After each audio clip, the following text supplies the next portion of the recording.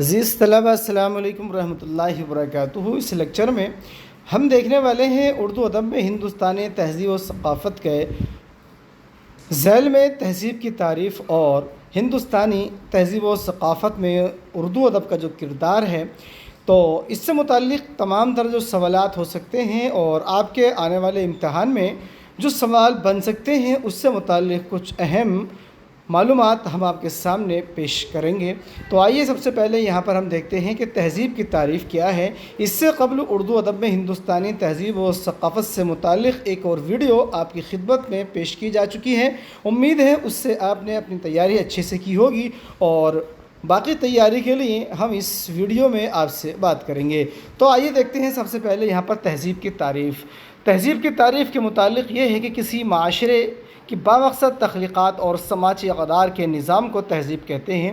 تہذیب معاشرے کی طرز زندگی اور طرز فکر و احساس کا جوہر ہوتی ہے، چنانچہ زبان، آلات اور اوزار، پیداوار کے طریقے، سماجی رشتے، رہن سہن، فنون لطیفہ، علم و ادب، فلسفہ و حکمت، عقائد و اخلاق و عادات، رسوم و روایات، عشق و محبت کے سلوک اور خاندانی تعلقات وغیرہ تہذیب کے مختلف مظاہر ہیں۔ اور اس کے علاوہ آپ اس کی پوری ڈیٹیل کے لیے آپ ویڈیو کو روک کر کے نوٹس بنا سکتے ہیں یا پھر اس کا اسکرین شاٹ لے سکتے ہیں۔ تہذیب کے لیے انگریزی زبان میں کلچر کی اصطلاح استعمال ہوتی ہے۔ کلچر یعنی یہ جو کلچر ہے یہ کہ لاطینی زبان کا لفظ ہے۔ اس کے لغوی معنی ہے زراعت، شہد کی مکھیوں، ریشم کے کیڑوں، سیپوں اور پرورش یا افزائش کرنا، جسمانی یا ذہنی اصلاح و ترقی، کھیتی باڑی کرنا۔ اس کے علاوہ اردو، فارسی اور عربی میں کلچر کے لیے تہذیب کا لفظ استعمال ہوتا ہے۔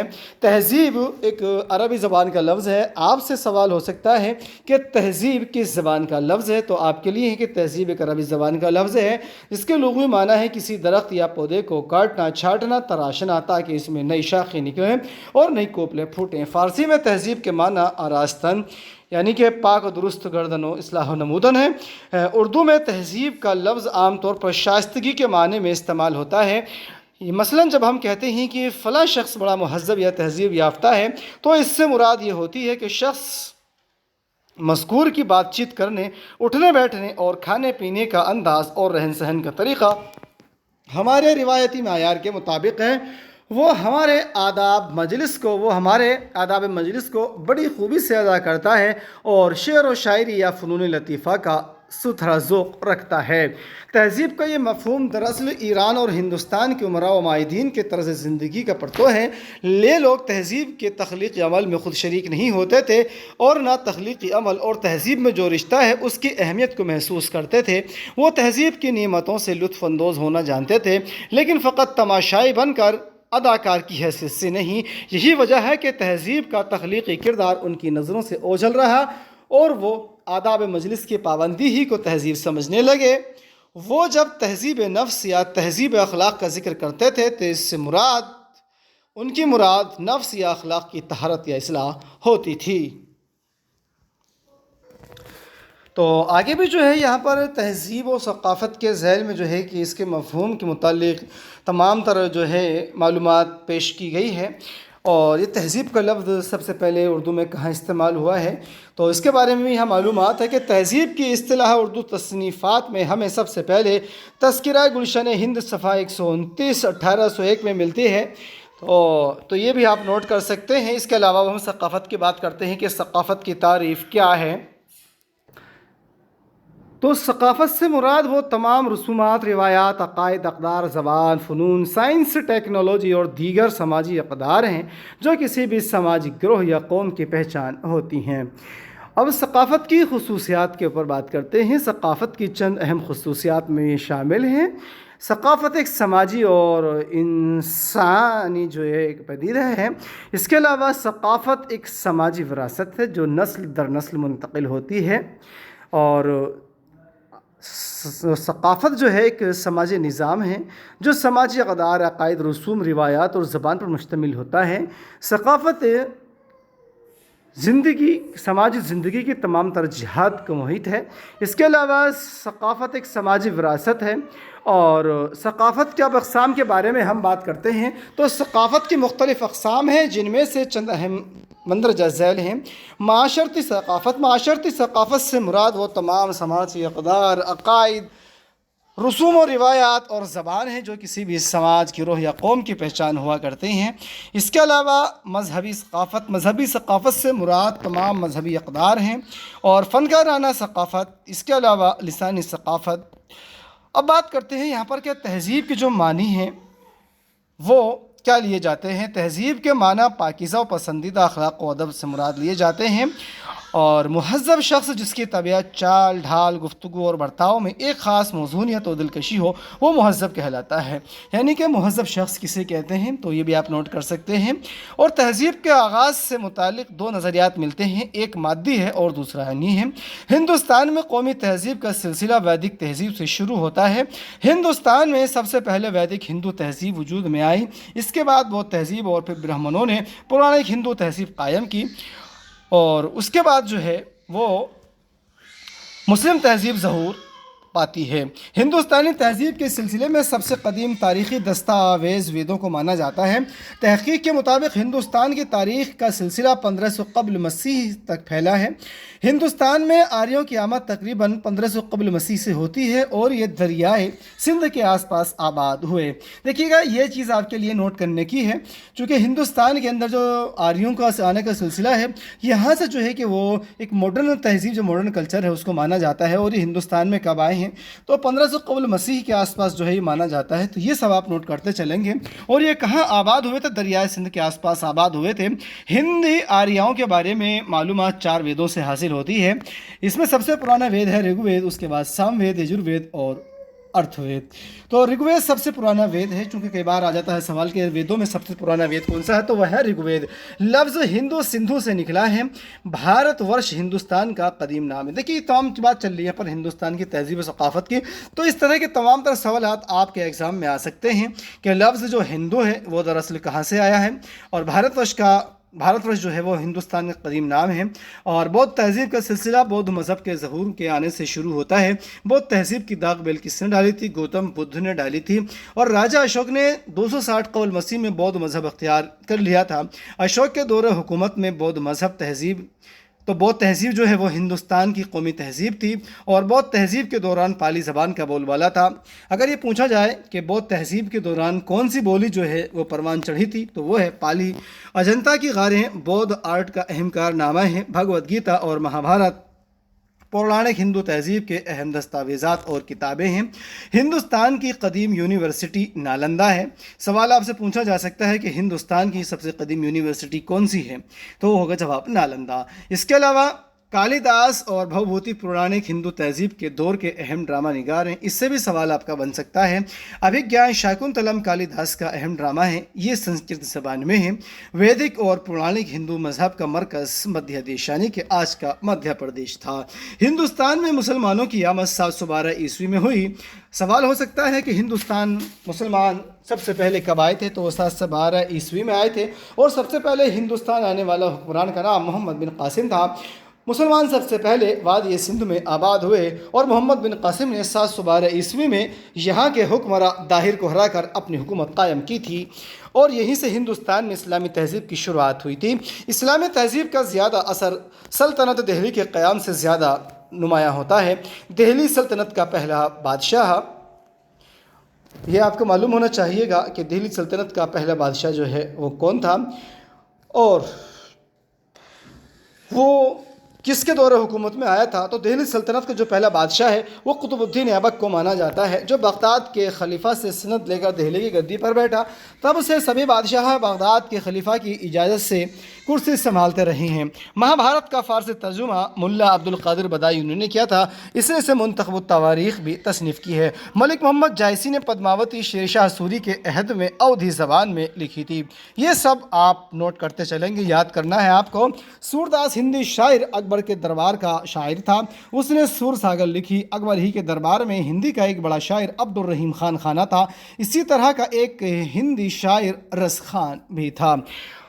اردو دکن میں سب سے پہلی ادبی زبان بنی تھی۔ کئی بار سوال آ جاتا ہے کہ اردو کو ادبی حیثیت سب سے پہلے کہاں حاصل ہوئی، تو وہ دکن میں ہوئی تھی۔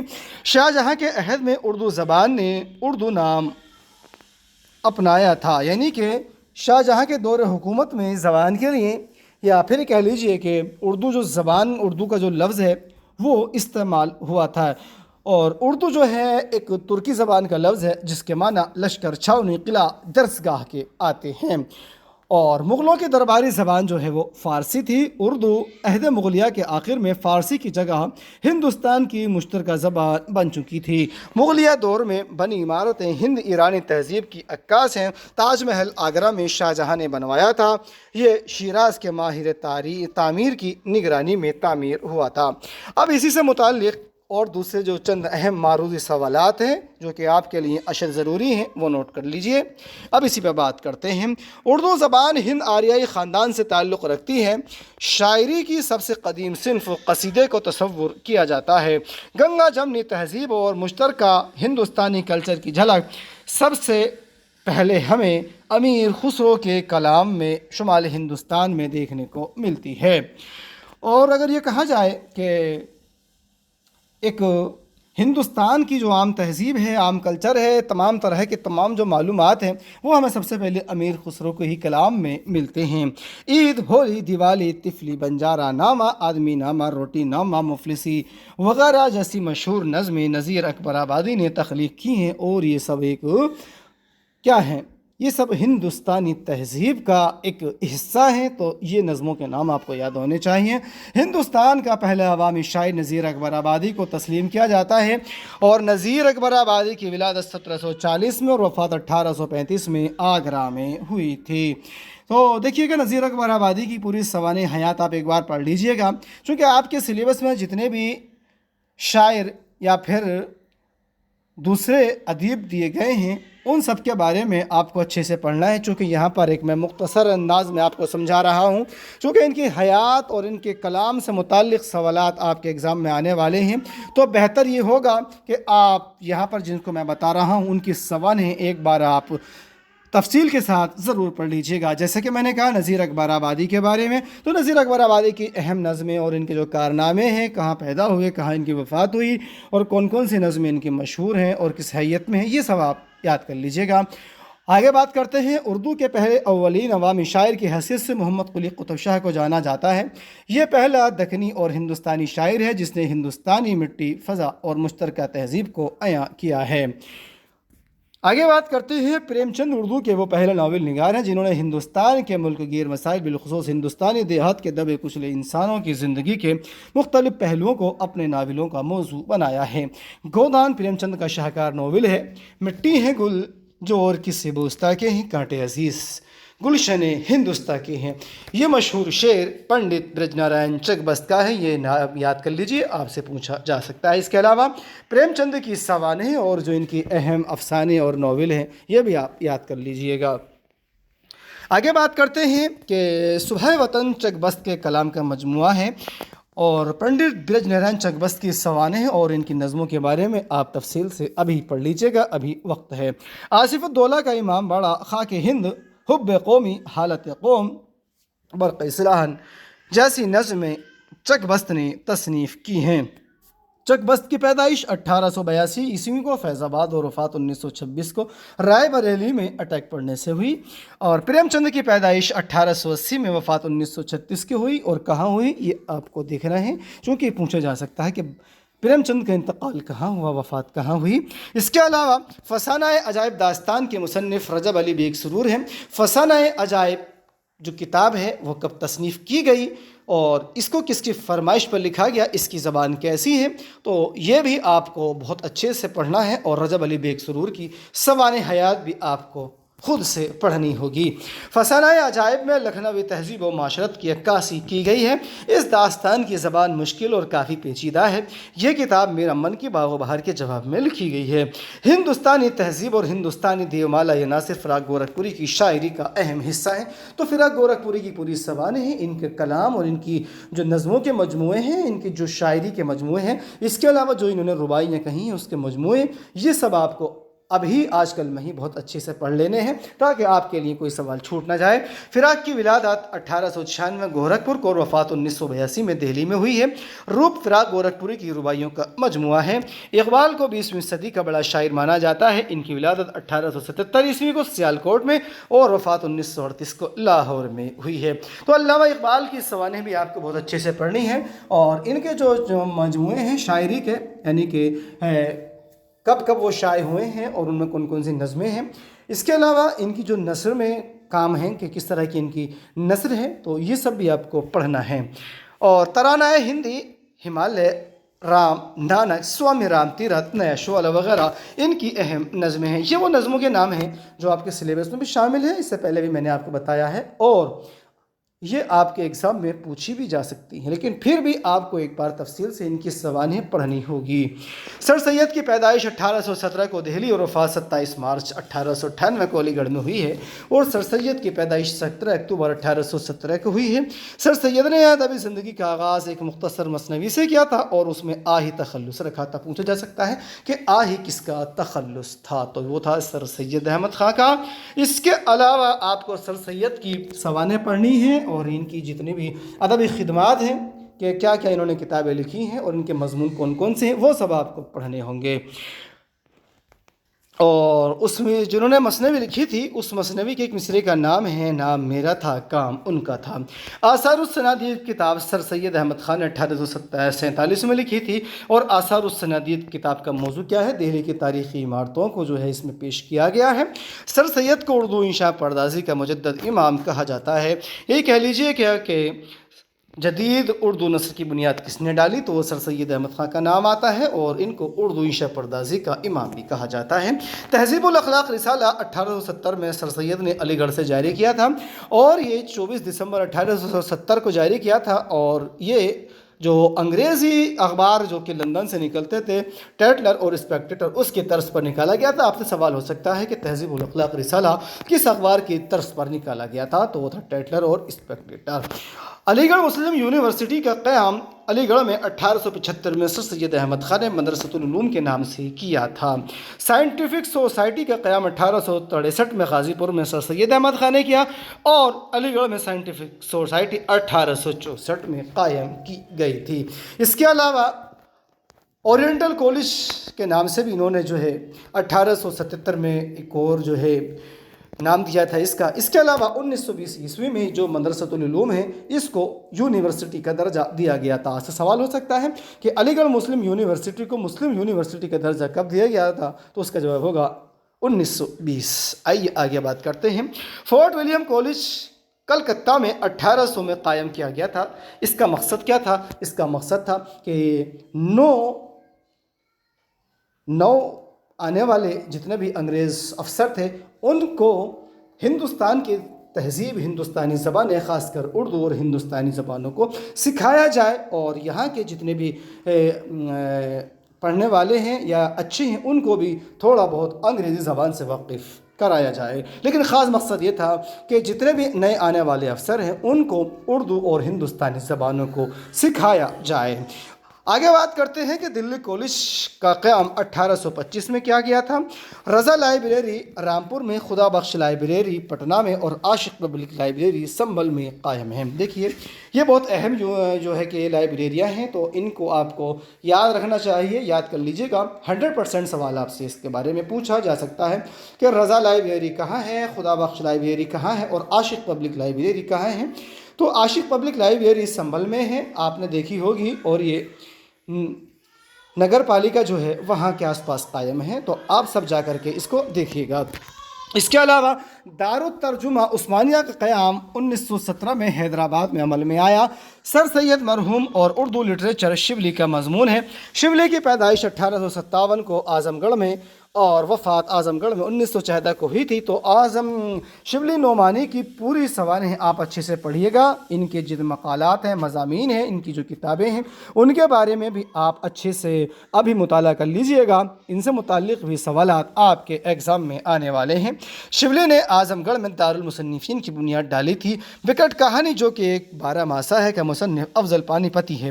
غبار خاطر مولانا ابوالکلام آزاد کے خطوط کا مجموعہ ہے، جو کہ 1942 عیسوی میں شائع ہوا تھا، اور 1942 سے لے کر کے اور اس کے بعد میں جو یہ جیل میں بند رہے تھے تب تک کی خطوط کا مجموعہ ہے۔ اس کے بعد اس کو یکجا کر کے شائع کیا گیا تھا۔ مولانا ابوالکلام آزاد ہندوستان کے پہلے وزیر تعلیم یعنی کہ ایجوکیشن منسٹر تھے۔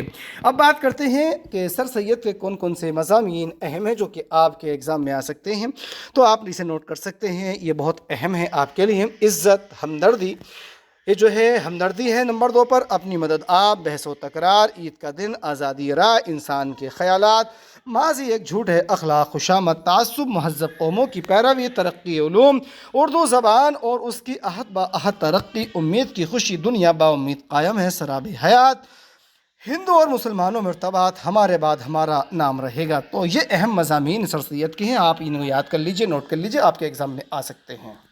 اب بات کرتے ہیں یہاں پر مضامین شبلی کے بارے میں۔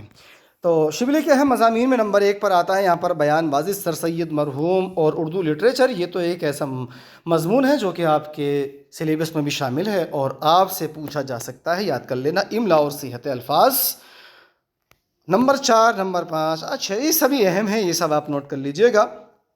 عربی اور فارسی شاعری کا موازنہ، ہمایوں نامہ، اور موازنے سے یاد آیا کہ ان کی ایک بڑی اہم کتاب ہے جس کا نام انہوں نے موازنہ انیس و دبیر، اس کو بھی آپ یاد رکھنا۔ ہمایوں نامہ، جہانگیر اس کے جہانگیر، اور اس کے علاوہ یہ تمام تر مضامین ان کے دیے گئے ہیں۔ مسلمانوں کی گزشتہ تعلیم، ہندوستان میں اسلامی حکومت کے تمدن کا اثر، غیر قوموں کی مشابہت، خلافت، اور 21 نمبر پر مسلمانوں کو غیر مہذب کی حکومت کا محکوم ہو کر کیوں کر رہنا چاہیے۔ اس کے علاوہ نمبر 25، نمبر 24 بہت اہم ہے، اعجاز قرآن، علوم قرآن۔ تو یہ سب آپ نوٹ کر لیجئے گا، چاہے آپ اس کا چاہیں تو اسکرین شاٹ لے لیجئے گا۔ اور بات کرتے ہیں آگے کی غیر افسانوی ادب میں خاکہ نگاری، رپورتاج نگاری، خطوط نگاری، انشائیہ نگاری، سوانح نگاری، مکالمہ نگاری وغیرہ اصناف کو شامل کیا جاتا ہے۔ آپ کے سلیبس میں شامل ہے غیر افسانوی ادب۔ تو غیر افسانوی ادب میں جو اہم اصناف آتی ہیں ان کے نام یہاں پر پیش کیے گئے ہیں، یاد کر لینا ہے۔ آگے بات کرتے ہیں حالی سر سید ڈپٹی حسین آزاد شبلی کا شمار اردو لٹریچر کے عناصر خمسہ میں ہوتا ہے، اور اردو لٹریچر کے عناصر خمسہ مہندی افادی کا ایک اہم مضمون ہے۔ کفن اور بڑے گھر کی بیٹی پریم چند کے مشہور افسانے ہیں۔ مغربی ہندی کی 5 بولیاں ہیں، یہ یاد رکھنا کہ مغربی ہندی کتنی بولی ہیں، 5 بولیاں ہیں۔ کھڑی بولی ہریانوی، قنوجی، برج بھاشا اور بندیلی۔ اردو زبان کھڑی بولی سے نکلی ہے، چونکہ پوچھا جا سکتا ہے کہ اردو زبان جو ہے وہ کہاں سے نکلی ہے، تو وہ کھڑی بولی سے نکلی ہے۔ اور اردو کے پیدائش سے متعلق جو مختلف نظریات ہیں جس کی ویڈیو ہمارے چینل پر پڑی ہے، جو کہ آپ نے اپنے فرسٹ سیم میں پڑھی تھی، تو وہ بھی آپ یاد کر لینا، اس سے بھی آپ کو کوئی سوال اس میں بن سکتے ہیں۔ اردو برج بھاشا سے نکلی ہے، نظریہ محمد حسین آزاد کا ہے۔ مسعود حسین خان نواح دہلی کو اردو کا جائے پیدائش مانا ہے۔ سید سلیمان ندوی کے مطابق اردو سندھی سے نکلی ہے۔ نصیر الدین ہاشمی کہتے ہیں کہ اردو دکنی سے نکلی ہے۔ شیرانی کہتے ہیں کہ اردو پنجابی سے نکلی ہے، اور صحیح بات یہ ہے کہ اردو کی اساس کھڑی بولی پر قائم ہے۔ بیچک کبیر داس کی تصنیف ہے، یعنی کہ ان کے جو رچنائیں ہیں اس کا مجموعہ ہے۔ پدماوت کا مصنف ملک محمد جائسی ہے۔ رام چرت مانس سورداس کی تصنیف ہے، اور اردو کی 5 اہم بولیاں ہیں۔ اب بات کرتے ہیں کچھ اہم جو مرکزی ادارے ہیں اس کے بارے میں۔ مولانا محمد علی جوہر یونیورسٹی رامپور میں اعظم خان نے قائم کی۔ چکی نامہ نظم خواجہ بندہ نواز گیسو دراز نے لکھی ہے۔ خواجہ معین الدین چشتی کی درگاہ اجمیر میں ہے، اور اس کے علاوہ صبرس اردو کی پہلی داستان ہے جس کا مصنف ملا وجہی ہے۔ تو یہ اس کی اہم باتیں جو کہ اردو ادب میں ہندوستانی تہذیب و ثقافت سے متعلق تھی، اس ویڈیو کے ذریعے، لیکچر کے ذریعے آپ تک پہنچانے کی کوشش کی گئی ہے۔ آپ اس کے ذریعے سے بہت اچھے سے اپنی تیاری کریں۔ اس کے علاوہ جو میں نے کہا ہے کہ اس میں شامل تمام شعراء اور ادباء کی آپ سوانح پڑھیں بہت اچھے سے، اور ان کی جتنی بھی تصانیف ہیں یہ سب آپ پڑھیے، آپ کا پیپر بہت اچھے سے ہوگا انشاءاللہ۔ تو اس ویڈیو میں اتنا ہی۔ ویڈیو اچھی لگے تو لائک کیجئے گا، شیئر کیجئے گا، ساتھ ہی ساتھ اسی طرح کی دوسری اپڈیٹس پانے کے لیے چینل کو سبسکرائب کرنا نہ بھولیے گا۔ بہت بہت شکریہ۔